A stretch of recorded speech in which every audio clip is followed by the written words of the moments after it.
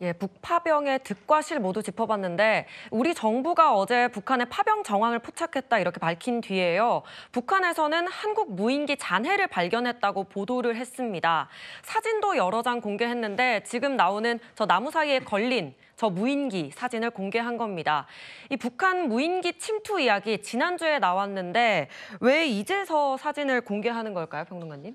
두 가지겠죠. 지금 북한이 평양서 발견했다고 하지 격추시켰다고 하진 않았어요. 즉 격추시켰다면 그 당시에 그러니까 처음에 침투했을 때 격추시켜갖고 잔해를 공개해야 우리의 방공망이 이렇게 튼튼하다라는 걸 보여줄 수가 있잖아요. 네. 그런데 뒤늦게 자신들은 격추시키지 못했지만 추락을 해서 저렇게 잔해를 발견했다라는 그러니까 뒤늦게라도 발견했다라는 것이 그러니까 실질적으로 저 무인기가 사실이라면 그렇게 성립이 되고요. 또 한 가지는 아예 지금 격추시키지 못한 데 대한 어떤 비판이 굉장히 내부에서도 있을 거 아닙니까? 불안감도 있고 그걸 사실 허술한 방공망을 노출시켰으니까요. 그래서 뭐 아직 가능성이 적지만 그러니까 스스로 조작을 해서라도 잔해를 보여야 된다. 그래서 입증해야 된다라는 그런 시차를 둔 이유도 분명히 뭐 가능성이 적긴 하지만 있다고 봅니다. 조작했을 가능성도 없진 않다. 왜냐하면 아까도 말씀드렸지만 예. 이건 굉장히 리스크가 큰 일이었어요. 잔해가 발견되지 않았는데도 불구하고 우리가 이렇게 지금 아주 극도로 평양에서도 아주 극도로 방공망이 튼튼해야 될 그 상공에서 그렇죠. 발견이 됐거든요. 네네네. 그렇기 때문에 상당히 지금 의혹이 여러 가지 의혹이 계속 남을 수밖에 없는 발견 사진입니다. 예, 이 무인기 사진을 공개하면서 북한은 우리나라 군, 그러니까 남한군의 무인기다 이렇게 주장을 했습니다. 이 국군의 날 차량에 탑재했던 그 무인기랑 동일한 기종이라는 건데요. 같은 기종 맞습니까? 네, 지난 15일 날 북한 김여정이 대한민국이 평양 상공으로 무인기를 보내는 결정적인 증거를 잡았다라고 발표를 했었거든요. 그렇죠. 그것이 이제 뭘까 되게 궁금했는데 아마 그 내용이 오늘 아침 공개한 저런 사진들인 것 같습니다. 일단 그 북한이 공개한 사진에 나오는 저런 무인기의 모습은 지난해 국군의 날 때 공개한 우리 군의 무인기 또는 국내 한 기업이 개발해서 군에 납품한 무인기와 외형상으로는 비슷한 면이 있습니다. 그런데 외형이 같다고 해가지고 저것이 바로 우리가 보낸 무인기라고 단정하는 것은 굉장히 무리인데요. 왜냐하면 북한이 과거 열병식 때 미국이 개발하고 그 전 세계에 보급하고 있는 글로벌 호크라고 하는 정찰 무인기 또는 리퍼라고 하는 공격용 무인기를 북한이 아주 똑같은 모양을 만들어가지고 열병식 때 공개를 했었거든요.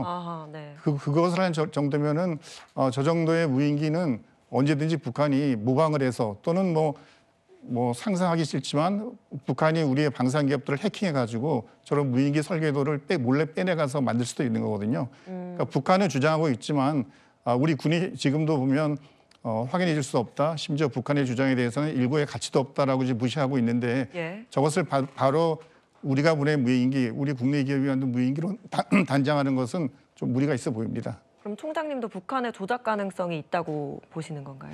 네, 실제 그 국내 기업이 유사한 무인기를 만들어 보낸 거에 보면은 그 무인기 그냥 안테나 같은 것도 없거든요. 근데 이제 오늘 북한이 공개한 그 무인기 사진에 보면 기체 상부에 보면은 안테나처럼 꿀쩍 솟아난 부분이 있습니다. 그래서 저런 것들은 우리가 보통 사용하는 거와는 좀 다른 모양이고 해서 저게 우리가 보낸 거하고 같은 듯 하면서도 매우 다른 모양새를 띠고 있어서 저거를 우리가 만들었다고 100% 단정하기는 매우 어려울 것 같고요.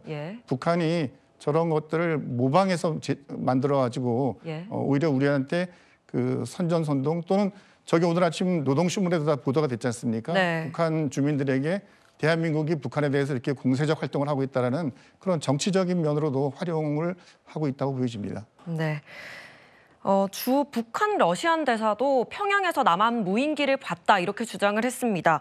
최 교수님, 이 주장이 좀 북한 주장에 힘을 실어주는 건가요? 그런 거죠. 그러니까 러시아 입장에서 이제 아까도 우리가 얘기 나눴지만 러시아에 북한군이 파병되고 이런 부분들이 있기 때문에 제가 볼 땐 러시아의 관계를 고려해서 했던 말이라고 보여져요. 뭔가 무인기가 있었다고 하는 걸 이 사람이 증언을 했는데요. 본인은 이제 러시아에 있는 한 매체와 인터뷰를 했고 그 매체 인터뷰 내용을 보면 10월 8일, 9일 밤 0시 30분에 무인기를 소리를 듣고 봤다고 얘기했고요. 네. 3바퀴 정도 도는 걸 봤다고 얘기를 했고 그 시간에 아마 깨어 있으면서 담배를 피러 나갔다고 하더라고요. 그분 인터뷰 내용을 보면 네. 상공에서 무인기를 봤다 그랬고 그리고 이제 전단이 들어있었다잖아요. 그 전단도 본인이 직접 수거한 건 아니고 북한의 경찰들이 그 다음 날 아침에 수거해서 본인한테 보여줬다. 그래서 그걸 봤다. 이렇게 지금 인터뷰를 한 상황이에요. 이 주장에 대해서는 뭐 모르겠습니다. 본인이 한 얘기니까 뭐 진실이라고 얘기하더라도 이게 과연 이제 북한과 러시아의 관계 속에서 이루어지는 일이기 때문에 러시아는 지금 북한과 밀착해 있는 상태고 그런 상태로는 북한의 어떤 주장이나 내용을 좀 더 강화시킬 주는 의도도 전혀 배제할 수 없는 상황이라 네. 100% 진실인지는 현재로서는 확인이 좀 불가능하다고 생각합니다. 네. 북한은 한국을 향해 계속해서 위협을 이어가고 있습니다. 서울이라 적힌 작전 지도를 보는 김정은의 모습도 공개했습니다. 앞으로 철저한 적국인 한국으로부터 우리의 주권이 침해당할 때에는 우리 물리력이 더 이상의 조건 여하에 구애됨이 없이 거침없이 사용될 수 있음을 알리는 마지막 선거나 같은 의미라고. 우리가 이미 천명한 대로 만약이라는 전제 조건 하에서 우리의 공격력이 사용된다면 그것은 동족이 아닌 적국을 향한 합법적인 보복 행동으로 된다고 말씀하셨습니다. 주권이 침해당하면 거침없이 물리력을 사용하겠다 경고를 한 건데 어떻게 보십니까? 북한이 이번에 본인들 자칭 대한민국의 무인기가 평양 상공에서 전단을 뿌렸다고 했는데요. 예. 이와 관련해서 북한의 입장은 첫째는 대한민국이 평양 상공에다가 불법으로 무인기를 보냈다는 것이고 두 번째는 지금까지는 참겠는데 한 번 더 하면은 자기들이 군사적으로 가만히 있지 않겠다라는 것을 계속 우리한테 이야기하고 있지 않습니까? 그저께인가요? 김정은이 전방 지역을 방문해서 화면에 보시는 것처럼 서울이 나오는 지도를 보면서 여러 가지 이야기를 하는데 예. 저 부대가 바로 우리 경의선, 동해선 철도도로 폭파한 그 지역을 책임지고 있는 북한군 2군단 사령부거든요.